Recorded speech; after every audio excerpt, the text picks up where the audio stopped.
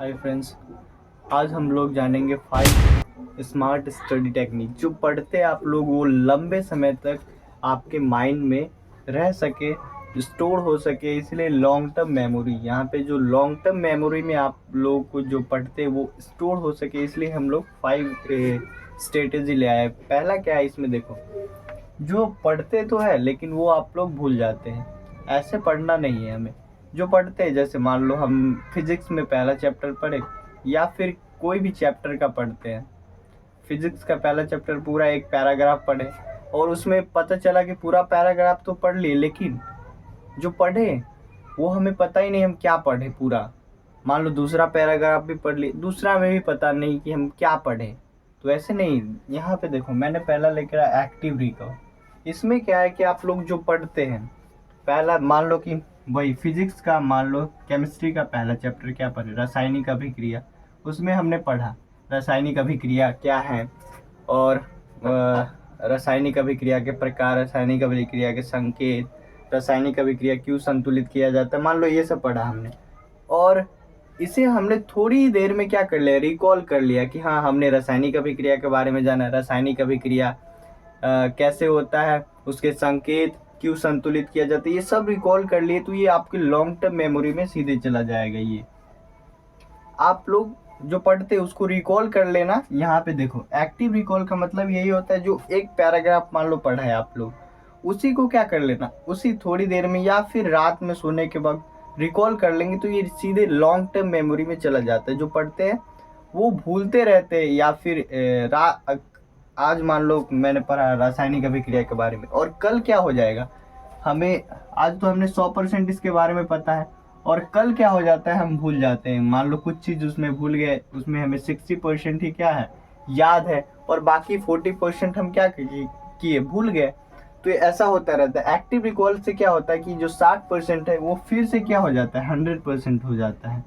इससे आपके सीधे लॉन्ग टर्म मेमोरी में स्टोर हो जाता है और वो हमेशा के लिए याद रहता है। तो पहला हम क्या करेंगे, एक्टिव रिकॉल करेंगे। जो पढ़ रहे हैं, चाहे जो सर पढ़ा रहे हैं, उसको हम या तो उसी समय पढ़ने के बाद रिकॉल कर लेंगे जो पढ़ा हमने। मान लो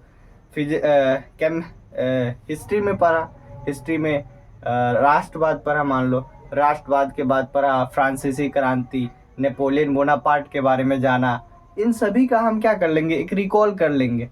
तो इससे क्या हो जाता है, वो बहुत दिनों के लिए याद हो जाएगा और उसके बाद तो रिवीजन करते रहिएगा तो हो जाएगा। उसके बाद विजुअलाइजेशन। विजुअलाइजेशन में क्या होता है कि जो चीज़ पढ़ते हैं उसे तस्वीर बनाकर पढ़ना चाहिए। जैसे कि मान लो हम प्रकाश के परावर्तन को पढ़ रहे हैं, तो इसमें हम क्या करेंगे, तस्वीर मान लो ऐसे तो बना रहे हैं। प्रकाश के परावर्तन क्या होता है, किरण आया इधर और फिर यहाँ पे पड़ा और उसके बाद चला गया इधर। तो ये क्या कर रहे हैं, हम विजुअलाइजेशन कर रहे हैं कि ऐसे आ रहा है और फिर यहाँ पे एक लंब है ना। तो ऐसे हम विजुअलाइजेशन करके, मतलब तस्वीर बनाकर, जो पढ़ रहे हैं उसे हम तस्वीर बनाकर क्या कर सकते हैं कि अपने दिमाग में स्टोर कर सकते हैं बहुत दिनों के लिए, या फिर इसे समझने में आसानी होता है। अगर आप लोग इसे चित्र बनाकर आप लोग पढ़ते हैं, मतलब तस्वीर बनाकर, यहाँ पे क्या होता है, तस्वीर, विजुअलाइजेशन मतलब क्या होता है, तस्वीर बनाकर, तस्वीर बनाकर जो पढ़ रहे हैं बनाकर, उसे तस्वीर बनाकर ज़्यादा से ज़्यादा कोशिश करना पढ़ने के लिए। समझ में आया। पहला क्या करना है हमें, एक्टिव रिकॉल। जो पढ़ रहे हैं उसे क्या कर लेना है, थोड़ी देर में रिकॉल करना है, या सर पढ़ा है उसको भी। और विजुअलाइजेशन में क्या करना है कि जो हम पढ़ रहे हैं उसको कोशिश करें कि चित्र बनाकर पढ़। जैसे हमने दही वाली मंगम्मा में देखा कैसे हमने चित्र बनाकर पढ़ा है, उसमें कितना मजा है, समझ रहे हो ना। तो चित्र बनाकर कोशिश करना है कि पढ़ना है। चित्र बनाकर क्या होता है कि समझने भी आसान होता है और थोड़ा सा एक्साइटिंग भी हो जाता है वो। और तीसरा क्या है, टीच अदर। जो आप पढ़ रहे हैं, मानते हैं कि हम भूल जाते हैं, लेकिन दूसरों को पढ़ाने से क्या होता है कि वो चीज़ हमें क्या होता है, बहुत दिनों के लिए भी याद हो जाता है। दूसरों को समझाने में क्या होता है, हमें पहले तो खुद अच्छे से समझना होता है, उसे खुद पढ़ना होता है। अगर खुद पढ़ लिए, उसे बहुत बढ़िया से पढ़ लिए, तो दूसरा को समझाने में बहुत आसान होता है।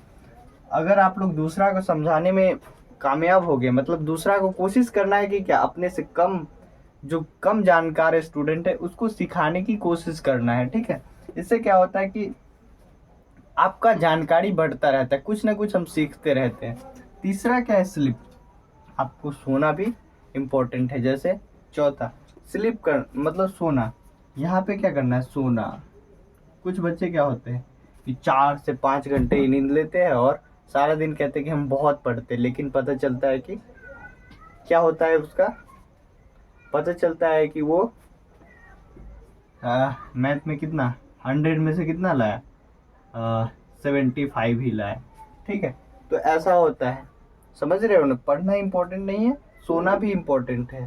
ठीक है, तो हमें प्रॉपर कितने 7 से 8 घंटे नींद लेना चाहिए, 7 से 8, हमें 7 से 8 घंटे प्रॉपर नींद लेना चाहिए। ठीक है, और रिवीजन जो पढ़ रहे हैं हम, उसको रिवीजन करना इम्पोर्टेंट है।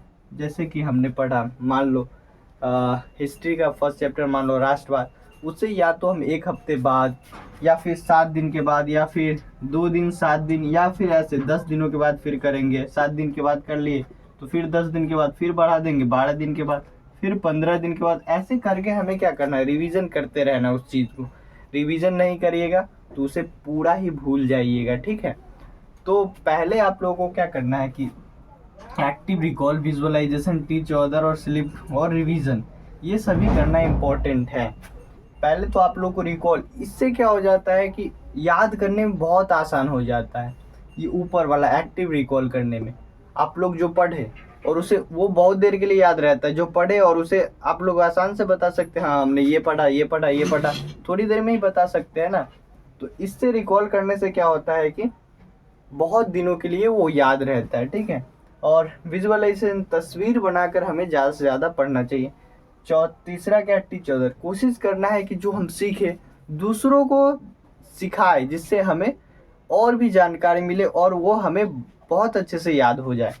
और स्लिप, हमें सोना भी 7 से 8 घंटा बढ़िया से सोना है, और रिवीजन करते रहना, जैसे कि 2 दिन पर, 7 दिन पर, 10 दिन पर, 12 दिन पर, 15 दिन पर, ऐसे करते रहना है। तो ठीक है, तो आशा करता हूँ इसे बहुत सीखे होंगे। तो फिर मिलते हैं नेक्स्ट वीडियो में, शेयर करना दोस्तों में।